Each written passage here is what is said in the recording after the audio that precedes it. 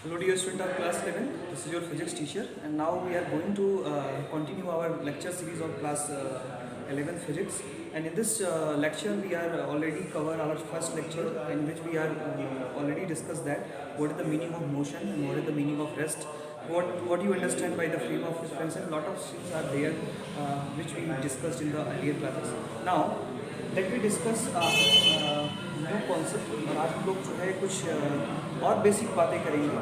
और जैसा कि मैंने आपको बताया था कि आपके पास हम लोग जो है एक टॉपिक पढ़ रहे हैं जिसका नाम है मोशन। तो हमारे चैप्टर का नाम ही है मोशन, और मोशन में मैंने आपको बताया था कि यहाँ पे आप 3 टाइप ऑफ मोशन को डिस्कस करते हैं। पहला आपका 1 डायमेंशन मोशन, 2 डायमेंशन मोशन और 3 डायमेंशन मोशन। तो हम लोग जो है 1 डायमेंशन बेसिकली क्या करेंगे, डिस्कस कर रहे हैं। और 1 डायमेंशनल मोशन में हम कुछ बेसिक कॉन्सेप्ट्स क्या करेंगे, डिस्कस करेंगे।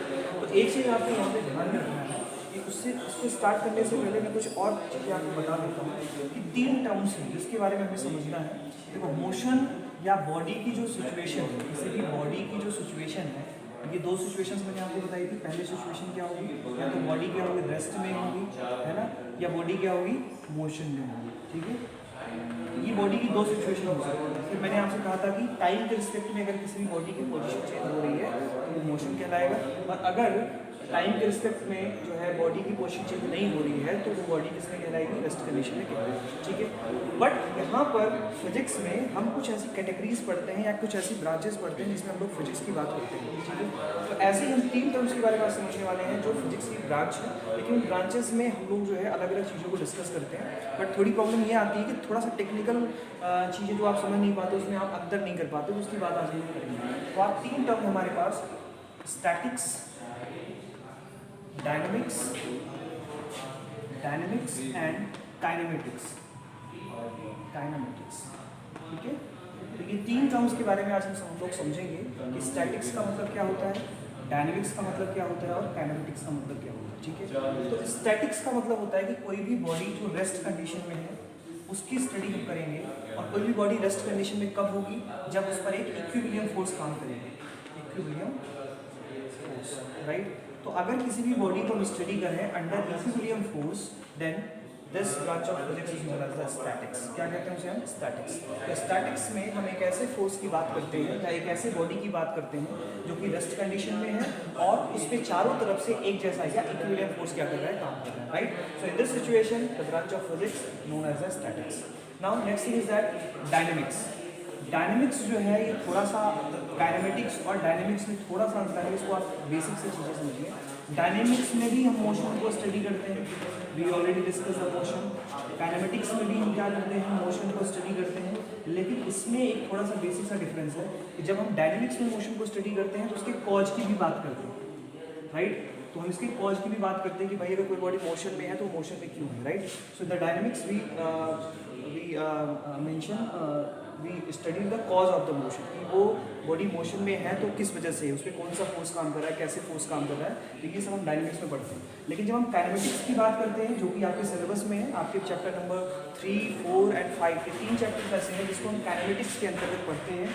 और ये काइनेमेटिक्स में हम मोशन को केवल स्टडी करते हैं, इसके कॉज को स्टडी नहीं करते, राइट। हम इसके कॉज को स्टडी नहीं करेंगे कि भाई ये मोशन क्यों हो रहा है, राइट, इसकी बात हम नहीं करेंगे। हम केवल और केवल बात करेंगे कि मोशन हो रहा है, इनिशियल वेलोसिटी है, फाइनल वेलोसिटी है, इस तरह से चीज़ें हो रही हैं, तो ये वेलोसिटी क्यों हो रही है या क्यों आ रही है, तो इसकी कॉज की बात हम लोग नहीं करेंगे। So the branch of physics मतलब काइनेमेटिक्स। क्या कहते हैं इसे, काइनेमेटिक्स कहते हैं। और क्लास 11th में हम लोग जो है काइनेमेटिक्स की बात ही करते हैं। ठीक है, सो आई होप ये बेसिक कॉन्सेप्ट आपके समझ में आ गया होगा, ये बेसिक कॉन्सेप्ट क्लियर हो गया होगा। अब हम लोग जो है आगे चलते हैं और थोड़ी और बात करते हैं, थोड़ी और जो है आगे अपनी बात को बढ़ाते हैं। तो बेसिकली हम लोग जो है बात कर रहे हैं मोशन इन 1 डायमेंशन। तो मोशन इन 1 डायमेंशन में हमने और काफ़ी सारी बातें करी थी कि पोजीशन क्या होता है ना, ये सब डिस्कस कर लिया था। तो आज हम लोग बात करेंगे parameters of motion, right, in 1D। ठीक है, एक बॉडी है जो 1 डायमेंशनल मोशन कर रही है। अगर वो 1 डायमेंशनल मोशन कर रही है तो उसको स्टडी करने के लिए आपको कुछ टूल्स चाहिए। जैसे मैं आपको एग्जांपल देके समझाऊँ, अगर आपको कोई मशीन को स्टडी करना है तो उस मशीन को खोलने के लिए या उसको बंद करने के लिए आपको क्या करना चाहिए, आपको किस चीज़ की ज़रूरत होगी, आपको कुछ टूल्स चाहिए, आपको स्क्रू ड्राइवर चाहिए, आपको ये छोटे छोटे टूल्स आपको जो है इसकी ज़रूरत होगी। ठीक है, ऐसे ही अगर हमें किसी भी बॉडी की मोशन को स्टडी करना है, मान लीजिए इसके पास कुछ वेलोसिटी है, आप जानते हैं मास है, वेलोसिटी है, मोमेंटम है, ये तमाम चीज़ें ऐसी हैं जिनको स्टडी करके हम मोशन की कैरेक्टरिस्टिक को डिफाइन कर सकते हैं। सो पैरामीटर्स ऑफ मोशन का मतलब हुआ the tools by which we, the mathematical tools और tools by which we study the motion. ऐसे टूल्स, ऐसे पैरामीटर्स, ऐसे सेगमेंट्स जिसको स्टडी करके हम किसी भी मोशन के कैरेक्टरिस्टिक को डिफाइन कर सकते हैं। अब ये क्या है, तो इसमें मैं थोड़ा सा आपको बताना चाहूँगा। सबसे पहला पैरामीटर जो हम डिस्कस करेंगे वो डिस्कस करेंगे डिस्टेंस। तो पहले मैं यहाँ पे नोटेट कर देता हूँ, फिर एक एक करके हम इस पर बात करेंगे। सेकेंड पॉइंट जो है हम बात करेंगे डिस्प्लेसमेंट क्या होता है, what is the meaning of displacement. Okay, next बात करेंगे हम स्पीड क्या होती है, राइट। नेक्स्ट हम बात करेंगे वेलोसिटी क्या होती है, राइट। फिफ्थ हम बात करेंगे वेलोसिटी के अलावा एक्सेलरेशन क्या होता है, ठीक है, एक्सेलरेशन क्या होता है। और सिक्स पॉइंट जो हम बात करेंगे that is the retardation, retardation, ठीक है। तो ये कुल मिलाकर के 6 पैरामीटर्स जो है आपको मोशन में स्टडी करने हैं। अगर आपने इन 6 पैरामीटर्स को अच्छे से समझ लिया और इनकी बातें आप लोगों ने अच्छे से कर ली, अच्छे से इसको समझ लिया, तो आप किसी भी बॉडी के मोशन की कैरेक्टरिस्टिक को डिफाइन आउट कर सकते हैं, ठीक है। इसके साथ कुछ और सेगमेंट्स जुड़े हुए हैं जो मैं आपको सप्लीमेंट्री के तौर पर बता रहा हूँ। इसमें कुछ और टर्म्स हमें पढ़ने होते हैं, जैसे एवरेज का मतलब क्या होता है। हम लोग एवरेज वेलोसिटी, एवरेज स्पीड की बात करेंगे। एवरेज टर्म हम क्यों यूज़ करते हैं इसकी बात हम करेंगे, फर्स्ट टर्म। सेकेंड टर्म हम बात करेंगे कि सब जो है इंस्टेंटेनियस का क्या मतलब होता है, इंस्टेंटेनियस, इंस्टेंटेनियस वेलोसिटी का क्या मतलब होगा, या इंस्टेंटेनियस स्पीड का मतलब क्या होगा, इसकी हम बात करेंगे। उससे पहले इन दोनों से पहले और दो पैरामीटर्स की बात करेंगे, दो सप्लीमेंट्री पैरामीटर्स की बात करेंगे। दैट इज द यूनिफॉर्म का मतलब क्या होता है, what the meaning of uniform motion. और सेकेंड हम लोग बात करेंगे नॉन यूनिफॉर्म, ठीक है, यूनिफॉर्म, ठीक है। तो ये सप्लीमेंट्री टॉपिक्स हैं जो इसके साथ हम कोरिलेट करके पढ़ेंगे। ये टॉपिक्स तो हम पढ़ेंगे ही पढ़ेंगे, साथ में ये टॉपिक्स भी क्या करना है हमें इसके साथ क्या करना है, कोरिलेट करके पढ़ना है। जैसे हम अगर स्पीड की बात करेंगे तो वहाँ पे हम लोग बात करेंगे, या मोशन की बात करें तो हम बात करेंगे यूनिफॉर्म मोशन क्या होता है, नॉन यूनिफॉर्म मोशन क्या होता है। सिमिलरली अगर हम स्पीड की बात कर रहे हैं तो वहाँ पे हम यूनिफॉर्म स्पीड की बात करेंगे, नॉन यूनिफॉर्म स्पीड की बात करेंगे, एवरेज स्पीड की बात करेंगे और इंस्टेंटेनियस स्पीड की बात करेंगे। तो ये 4 टर्म्स ये और बाकी की ये बचे हुए 6 टर्म्स को भी हम क्या करेंगे, साथ में स्टडी करेंगे। इसके साथ साथ हमें इसको भी क्या करना है, स्टडी आउट करना है, ठीक है। आई होप ये बेसिक सा कॉन्सेप्ट आपके समझ में आ गया। अगर आपने ये पूरे टॉपिक जो मैंने अभी यहाँ पर फ्रेम आउट किया है, अगर आपने इसको कर लिया, इसको समझ लिया, तो कोई भी क्वेश्चन जो है आपसे गलत नहीं होगा। सारे क्वेश्चन आप इस चैप्टर के कर पाएंगे, बहुत ही आसान है, ठीक है। तो चलिए हम लोग सबसे पहले स्टार्ट करते हैं कि डिस्टेंस क्या होता है, फिर एक एक करके सेगमेंट में आगे की बातें करते हैं। So let me start. तो सबसे पहला टॉपिक हमारा रहेगा डिस्टेंस। तो आप सभी जो है पढ़ते आ रहे हैं, छोटी क्लासेस से पढ़ते आ रहे हैं। यहाँ पे थोड़ा सा एडवांस लेवल का हम लोग पढ़ेंगे। मैंने आपको बताया था कि अगर आपके पास एक फ्रेम ऑफ रेफरेंस है, फ्रेम ऑफ रेफरेंस क्या होता है, एक बार रिकॉल करिए, that is the system of coordinate axis, right. Cartesian coordinate में that is x y z, x axis, y axis और जेड एक्सिस, ये 3 एक्सिस हैं। इस एक्सिस में कोई एक पार्टिकल होगा, मान लीजिए ये पार्टिकल इनिशियली यहाँ पर था, इनिशियली अगर यहाँ पर था तो इसका लोकेशन क्या रहेगा, x1 y1 z1, ठीक है, और टाइम t1। तो ये इसके कोऑर्डिनेट्स हैं। यहाँ पे हम टाइम को इंट्रोड्यूस कर रहे हैं because we have to define the motion as well as rest, की बॉडी रेस्ट में है या मोशन में, इसको हमें डिफाइन करना होता है, इसलिए हम टाइम को क्या करते हैं, इंट्रोड्यूस करते हैं। तो पार्टिकल की पोजीशन P1 है और P1 पोजीशन पे पार्टिकल की जो पोजीशन है उसके कोऑर्डिनेट्स क्या हैं, x1 y1 z1 and t1। उस समय के बाद हम देखते हैं, क्योंकि हम वन डायमेंशन देख रहे हैं तो केवल एक ही एक्सिस को हम क्या करेंगे, यहाँ पे मूव आउट करेंगे। तो हम देखते हैं कि कुछ समय के बाद ये पार्टिकल जो है यहाँ पे पहुँच जाता है, और अगर यहाँ पे पहुँच गया तो इसके 2 कोऑर्डिनेट्स तो सेम रहेंगे, लेकिन एक कोऑर्डिनेट क्या हो जाएगा, चेंज आउट हो जाएगा, राइट। तभी तो इसको हम वन डायमेंशन मोशन कहेंगे। इसको हमने पिछले क्लास में आपको डिटेल में बताया। अगर आप नहीं समझ में आ रहा तो एक बार जाकर के वो वीडियो जरूर देखिए। तो यहाँ पे जब हम आते हैं तो यहाँ पे केवल x कोऑर्डिनेट आपका चेंज हो रहा है, बाकी के कोऑर्डिनेट सही हैं, टाइम चेंज हो रहा है क्योंकि टाइम इंडिपेंडेंट है। तो पोजीशन P1, यहाँ पे पोजीशन आपका क्या हो गया बेटा, दैट इज x2, ये y1 और z1 तो ऐसे ही रहेगा, क्यों, क्योंकि y और z में कोई भी चेंजिंग नहीं आ रही है, ठीक है। और यहाँ पे टाइम क्या हो जाएगा, t2 हो जाएगा। तो आप देख रहे हैं कि टाइम के साथ इसके x कोऑर्डिनेट में चेंज हो रहा है, मतलब कि इसका एक कोऑर्डिनेट चेंज हो रहा है, वन कोऑर्डिनेट चेंज हो रहा है, that's why it is known as the one dimensional motion. और इसी को हमें क्या करना है, आगे लेकर के चलना है, ठीक है। ये बात आपके समझ में आ गई होगी।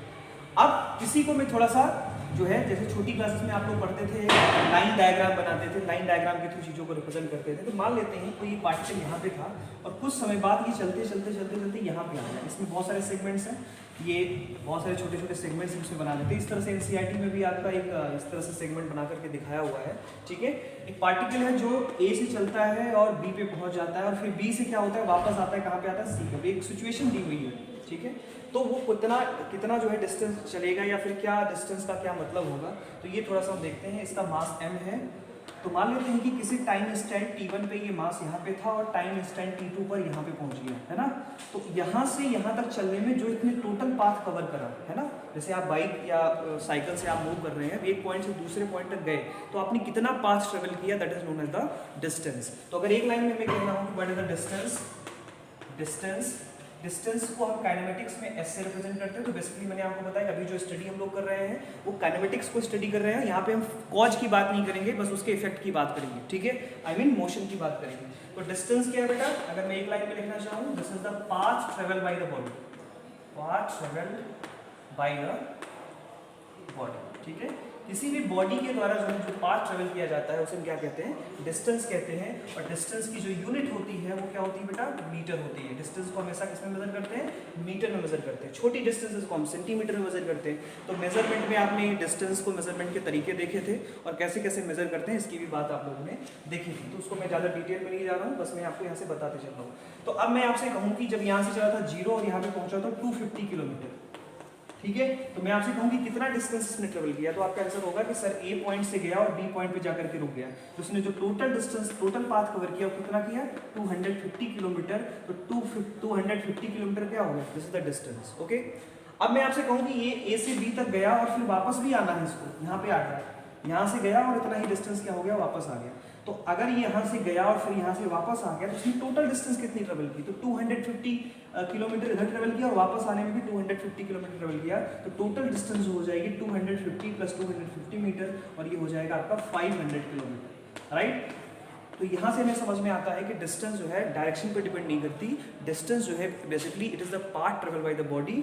तो हम यहाँ पर हमें यहाँ पे साइन का ध्यान नहीं रखना है क्योंकि स्केलर क्वांटिटी है। तो एक पॉइंट यहाँ से और निकल के आता है कि is a scalar quantity. Scalar quantities ऐसी क्वांटिटीज होती हैं जिनमें केवल मैग्नीट्यूड होता है और उसमें डायरेक्शन नहीं होता, that is why it is known the scalar quantity, ठीक है।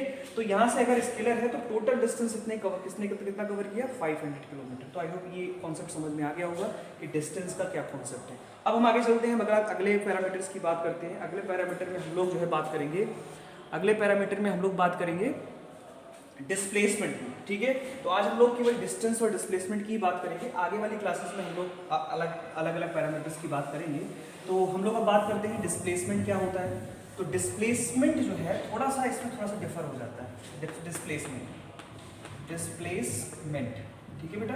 तो डिस्प्लेसमेंट जो है बेसिकली क्या है, वो एक शॉर्टेस्ट डिस्टेंस है बिटवीन 2 पॉइंट्स। अगर आपके पास कोई पॉइंट ए और कोई पॉइंट बी है और मैं आपसे कहूँ कि आपको ए से बी तक जाना है, तो आप कहोगे सर हम कैसे भी जा सकते हैं, हम ये वाला पाथ चूज कर सकते हैं, हो सकता है आप ये वाला पाथ चूज करके जाओ।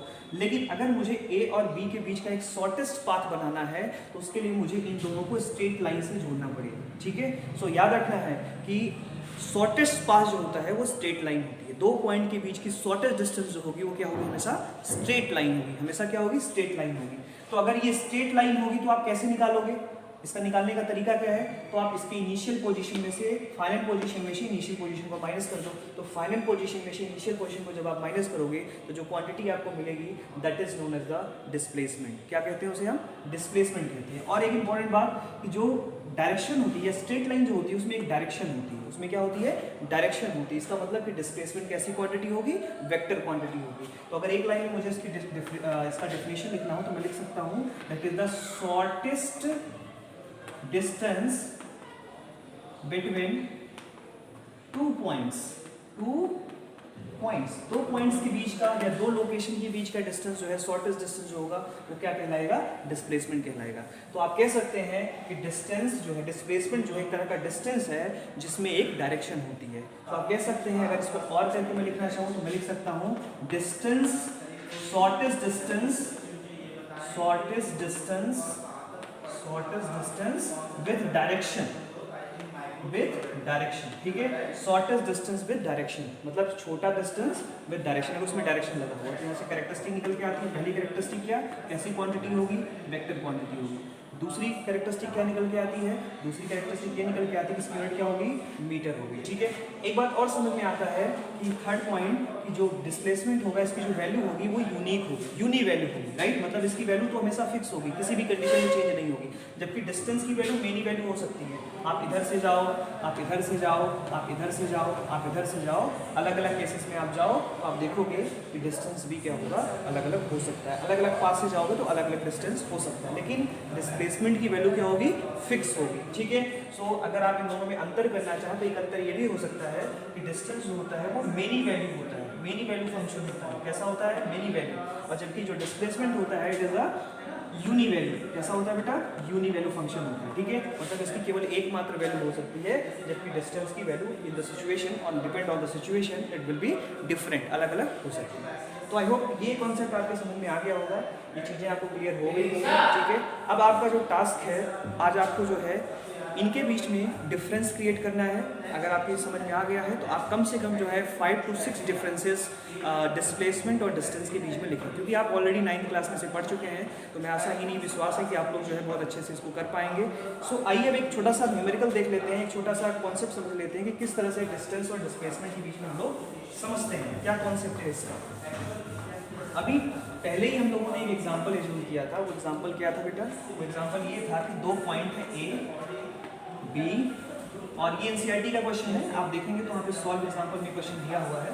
तो ये इनके बीच की डिस्टेंस है वो कितनी है, यहाँ से यहाँ तक कितनी है, 250 किलोमीटर। कितनी है बेटा, 250 किलोमीटर। अब एक कार है, ये पॉइंट सी है, एक कार है जो ए से कहाँ जाता है, बी तक जाता है, ए से बी तक जाता है, कितना ट्रेवल करता है, 250 किलोमीटर, और फिर क्या करता है, इतना वापस ही आता है, यहाँ पे आ जाता है। तो आपसे पूछेगा कि बताइए कि डिस्टेंस कितना इसने ट्रेवल किया, वैसे सुनिए मेरी बात, ए पॉइंट से चला और बी पॉइंट तक पहुंचा और फिर वापस आया कहाँ तक, सी तक। तो आपसे पूछ रहा है कि बताइए कि डिस्टेंस क्या होगी, ठीक है, और डिस्टेंस क्या होगी और डिस्प्लेसमेंट क्या होगा, डिस्प्लेसमेंट क्या होगा, ठीक है। नंबर लाइन को वहाँ पे दिखाया गया है, या नंबर लाइन तो नहीं बना रहा हूँ मैं, बट समझाने का प्रयास मैं आपको कर रहा हूँ। अच्छा, बी से सी तक जो आया ये मान लेते हैं 100 किलोमीटर, कितना वापस आया, 100 किलोमीटर, ठीक है बेटा। ये 250 किलोमीटर गया और 100 किलोमीटर वापस आया, तो आपसे पूछ रहा है कि बताइए कि टोटल डिस्टेंस कितना ट्रेवल हुआ और टोटल डिस्प्लेसमेंट कितना हुआ। तो मैंने आपको बताया कि जो आपका डिस्प्लेसमेंट होता है वो इनिशियल और फाइनल पोजीशन के बीच की शॉर्टेस्ट डिस्टेंस होती है। तो अगर ये पॉइंट ए है और ये पॉइंट मान लेते हैं सी है, तो ए से सी के बीच की डिस्टेंस, मतलब ये वाली जो डिस्टेंस है, ये तो डिस्प्लेसमेंट तुम्हारी हो जाएगी, है ना बेटा। डिस्प्लेसमेंट मतलब हमें ये वाली डिस्टेंस निकालनी है, तो ये वाली डिस्टेंस निकालने के लिए आप क्या करोगे, 250 में से 100 माइनस कर दोगे तो ये वाली डिस्टेंस आ जाएगी। तो ए और इनिशियल और फाइनल पोजीशन के बीच की जो शॉर्टेस्ट डिस्टेंस है उसे हम क्या कहेंगे, डिस्प्लेसमेंट कहेंगे। अच्छा, डिस्टेंस की अगर हम बात करें तो ए से बी तक गया और 100 किलोमीटर वापस भी आया, इसमें डायरेक्शन का कोई मतलब नहीं है। तो 250 प्लस 100, तो डिस्टेंस अगर निकालना है तो 250 प्लस 100 कितना आ गया बेटा, 350 किलोमीटर। तो टोटल डिस्टेंस जो इसने ट्रेवल किया कितना किया, 350 किलोमीटर। लेकिन अगर मैं डिस्प्लेसमेंट की बात करूं तो वो इनिशियल पोजीशन से कितनी दूर है, तो आप कहोगे सर ये 250 है, ये 100 है, तो ये डिस्टेंस कितनी हो जाएगी, 250 में से 100 माइनस कर दिया तो ये 150 किलोमीटर हो जाएगा। तो इनिशियल और फाइनल पोजीशन के बीच में जो डिस्टेंस आ रही है उसका अंतर आ रहा है, तो कितना है बेटा, 250 माइनस 100 कितना आ गया, ये है इनिशियल और ये फाइनल। तो ये 250 माइनस 100 कितना आ गया बेटा, दिस विल बी 150। तो डिस्प्लेसमेंट आपका कितना हो गया, 150, और डिस्टेंस कितना हो गया, 350। तो इस तरह से आपके जो है बुक में बहुत सारे न्यूमेरिकल्स दिए हुए हैं, उसे आप देखें, उसे सॉल्व करने का प्रयास करें, और अगर कोई डाउट आपको आता है तो आप मुझे व्हाट्सअप करें, मैं उसका अगर मेरे पास टाइम रहेगा तो उसका जवाब देने का मैं प्रयास करूँगा। ओके, तो आज की क्लास में इतने ही। अगली क्लास में हम लोग वेलोसिटी और स्पीड की बात करेंगे। अगली वाली क्लास थोड़ी लंबी होगी, क्योंकि उसमें हमें और भी जो अदर सप्लीमेंट्री कॉन्सेप्ट्स मैंने आपको समझाया, यूनिफॉर्म नॉन यूनिफॉर्म, इन सब की बात हम लोग जो है अगली वाली क्लास में करेंगे। ठीक है, तो आज के लिए इतना ही। Thank you so much.